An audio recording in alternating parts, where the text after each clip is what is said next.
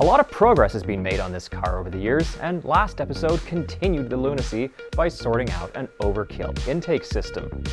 We initially attempted modification of the awful factory LS4 manifold, but thankfully came to our senses and swapped out that garbage for a shiny new part, with a not at all bolt-on cold air intake following suit.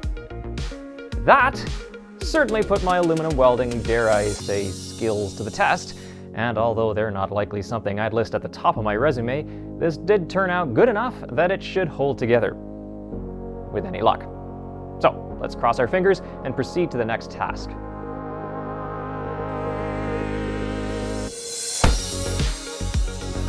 The radiator was purchased a few episodes ago, but never actually mounted.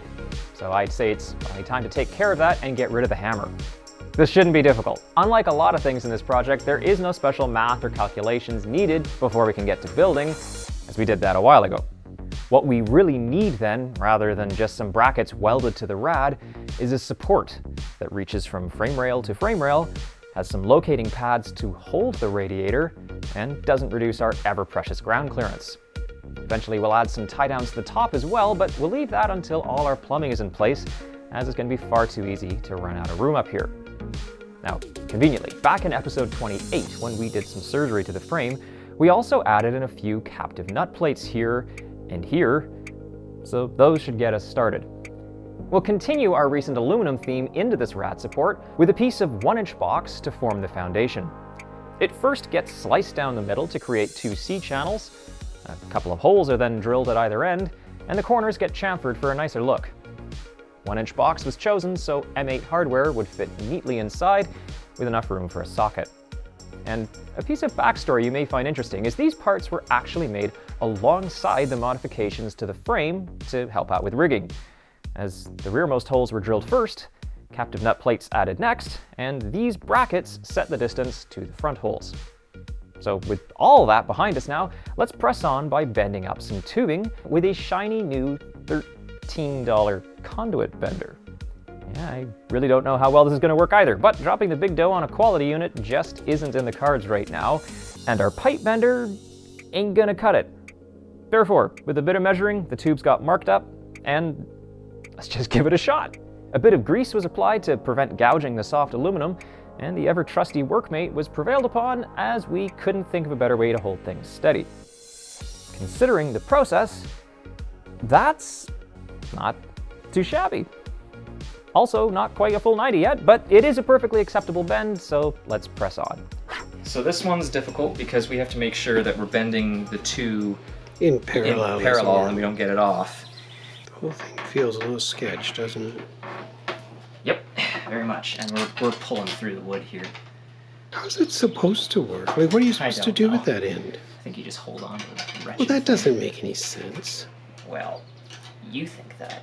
It's like it's a sort of the...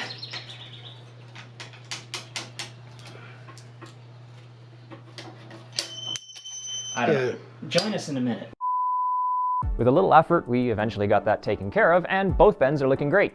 So, a duplicate piece is whipped up next, and we can proceed with the rest of the part.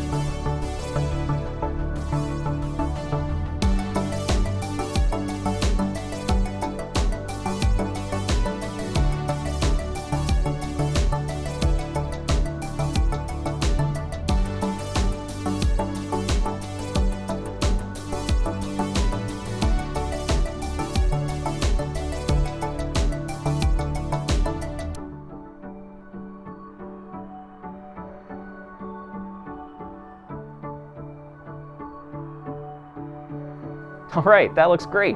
Very minimalistic, which is what I was going for, and it's really only missing some braces on the sides to add a bit more structure. Even as it sits though, it's quite strong thanks to triangulation. That being said, it is only tacked together, and seeing as my aluminum welding skills are still in their formative stage, let's temporarily switch to some thicker stuff and get a better hang of things. The crash bar has been semi-finished since episode 27, so it's a perfect candidate. A few of these beads were just made, but others were done previously using the last of a tank of argon, which should be pretty evident. Nonetheless, we V-grooved the joints beforehand to ensure there was plenty of meat to grind down smooth, and quite honestly, if it was in focus, you'd have to agree they turned out fine. The inner joints still need going over with the TIG though, so a quick cleanup removes the old tacks, and the welder can get cranked up to 135 to burn them in. Slowly getting better. After a final session with the flap disc then, I thought it might be nice to finish these with a DA for a change, to give a more consistent appearance. And for those who I'm sure are going to raise it in the comments, this will get a coat of paint later, not only to make things pretty, but also to prevent galvanic corrosion. No need to fret then. Anyway, I think they turned out pretty snazzy, so after popping them back on the car to ensure alignment, they're now clamped firmly together, and I've marked out where a series of stringers will be placed to tie the unit together.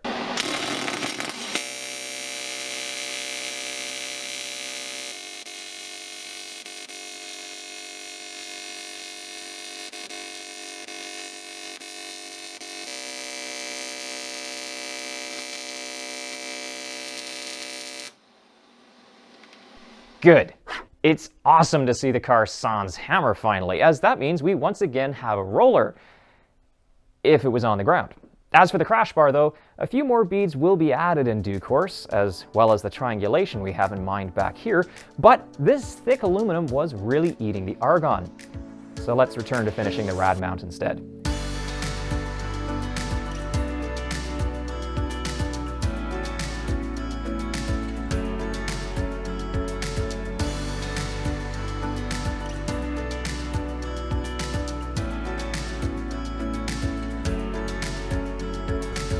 Oh well, that was fun, but it's done now, so good. Moving on. Recall from episode 28 that our new BMW hinges changed the way the hood opens enough to raise the concern as to whether or not it will actually clear our bumper if it stays behind like it was meant to. Well, we finally got around to finding the mangled and pitted piece of chrome overhead, jumped on it a bunch to straighten it out, and I'm delighted to say it's affirmative. It'll clear. Although, right now, it looks pretty horrific. It's still quite bent in the middle, and the whole thing needs to come up about 3/4 of an inch or so, but it can't because of an interference with our new hinges. So a couple of areas got marked out for trimming, and as usual, the grinder accomplished this task easily. After tossing it back on the car with some wooden blocks then, we're very close to our goal. So we're extremely stoked that it looks like we're actually going to be able to get away with mounting the bumper to the frame just as it was before and have the hood tip up in front of it. I didn't think we were going to get away with that. And we're looking at it now saying, well, if that can stay behind, sweet. What's going to happen underneath it? We want to keep a good amount of air being able to get into the radiator, and whereas originally the grill is only about that wide because it had these bumper overriders taking up space, without them we can actually push the grill out to about there, so I would go in line with the headlight buckets. And interestingly, these factory valence pieces are already designed to end at that spot. The thing with it though is that it's got this inner layer which is almost the size of the whole outside.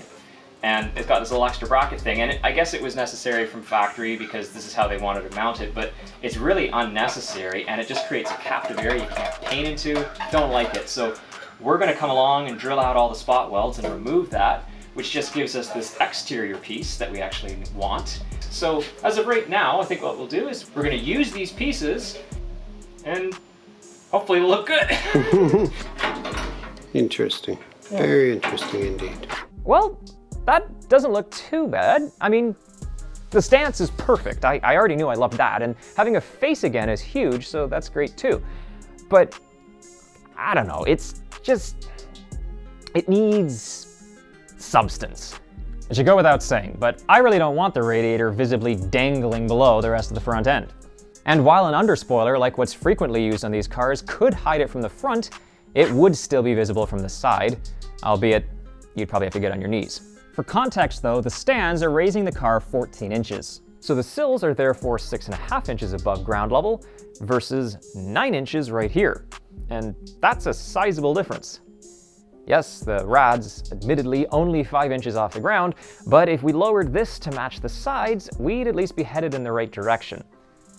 The amount of work to make that happen and look right with these pieces though is just gonna be so much easier with a different approach.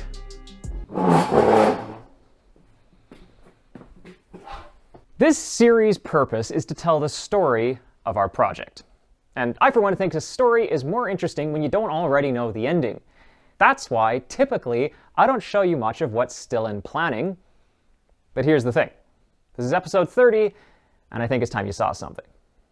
If you watch Home Built by Jeff's Ferrari build, which you really should, you'll know he received a rendering of his car from an artistic viewer, and understandably, it must have been incredibly helpful for him to actually see his car finished. Likewise, wouldn't that be nice for us? Now, nobody's drawn our car, but I'm not mad at all, because over the last year, I've spent some quality time with Blender. No, not that Blender. This Blender.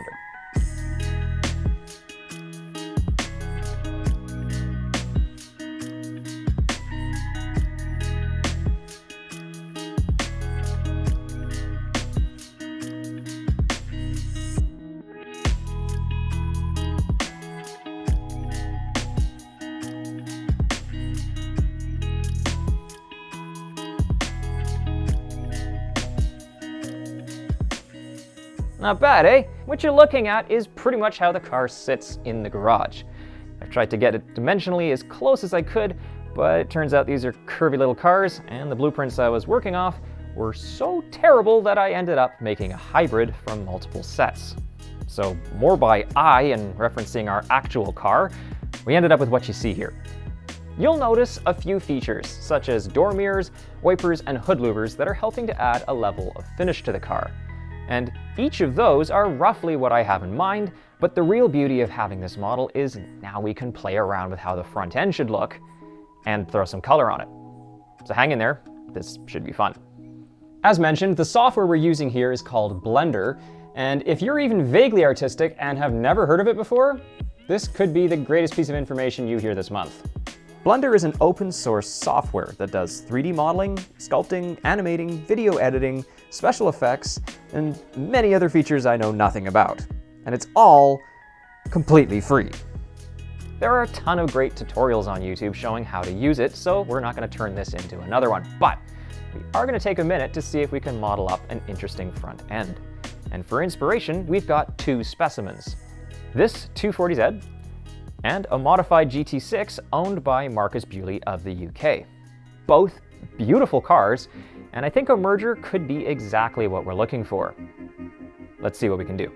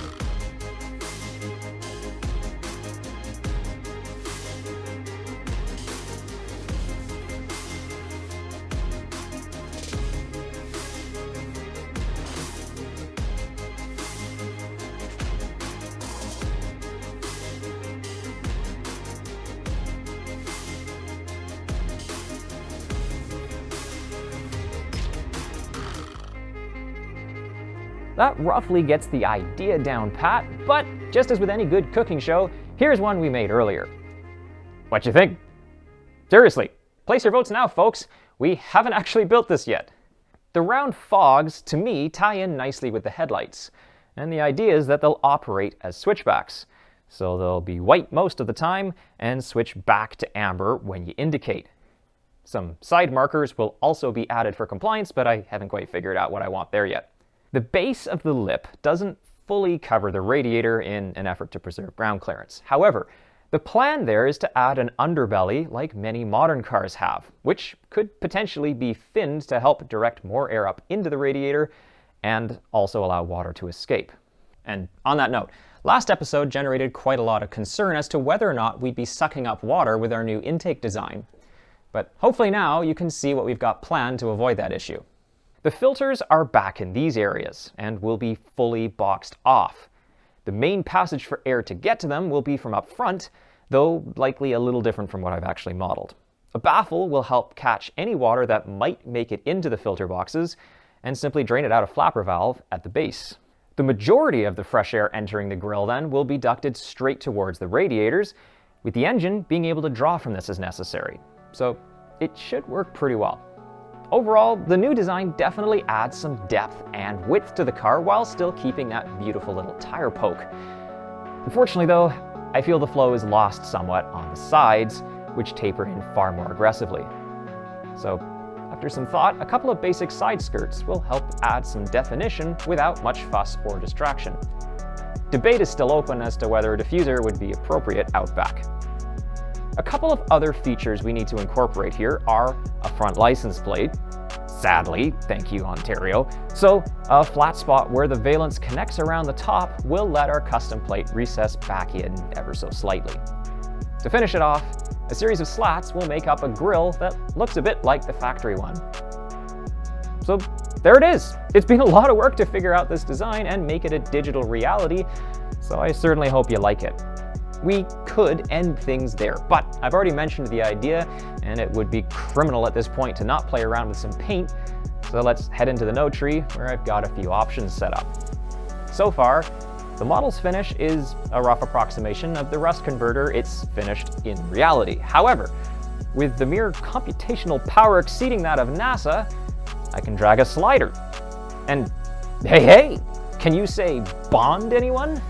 It's pretty sharp and silver, I've got to say, but perhaps not quite enough pop.